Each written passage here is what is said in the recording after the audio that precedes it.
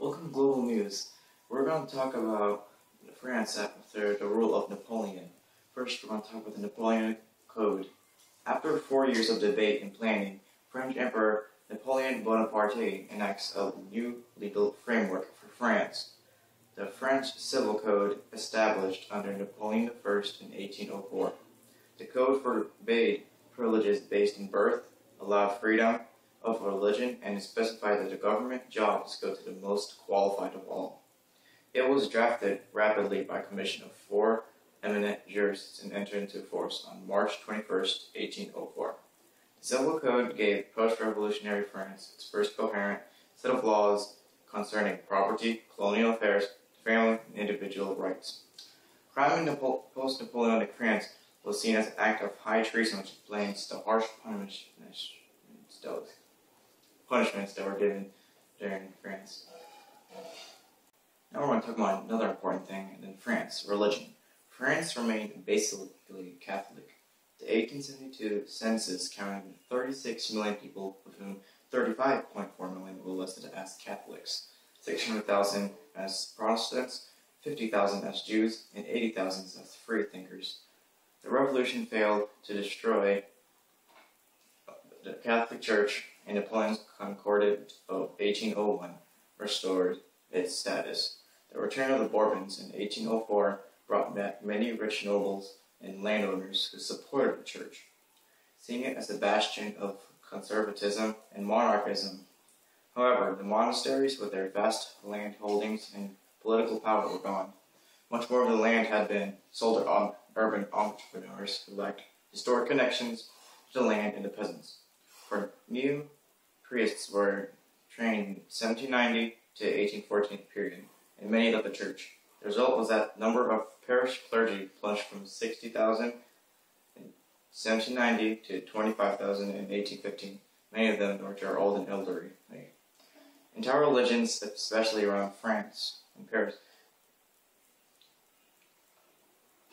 entire regions, especially around Paris, were left with few priests. On the other hand, had some traditional regions held fast to faith, led by local nobles and historic families. The comeback was very slow in larger cities and industrial areas, with systematic missionary work and a new emphasis on liturgy, devotions to Virgin Mary, plus support from Napoleon III. There was a comeback. In 1870, there were 56,500 priests, representing a much younger and more dynamic force in villages and towns, with a thick network of schools, charities, and lay organizations.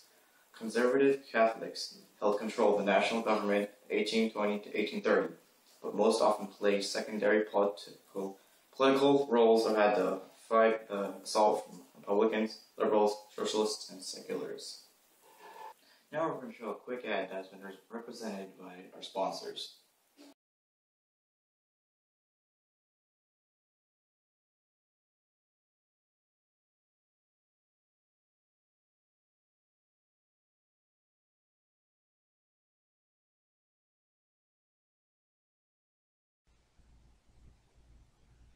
Now my wife's food isn't the worst anymore, am I not right? We're live. Hope you enjoyed the commercial of margarine. Anyway, we're going to talk about how France was involved in the World War II. Germany's invasion of Poland in 1939 finally caused France and Britain to declare war against Germany. But the Allies did not launch massive attacks, instead kept a defensive stance. This was called the Phony War in Britain, which was a funny sort of war in France. It did not prevent the German army from conquering Poland in a matter of weeks, which is innovative blitzkrieg tactics, also helped by the Soviet Union's attack on Poland.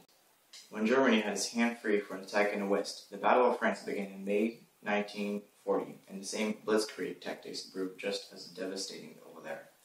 The Wehrmacht bypassed the Magnet Line by marching through the Ardennes forest. A second German force was sent into Belgium and Netherlands to act as a division to its main thrust. In 6 weeks of savage fighting, the French lost 90,000 men.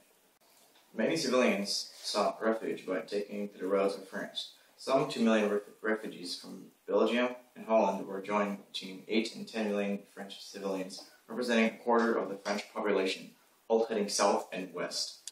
This movement might have been the largest single movement of civilians in history prior to 1947. Paris fell to the Germans on 14th of June 1940, and the French leaders surrendered on 24th June 1940 after the British Expeditionary Force was evacuated in Dunkirk.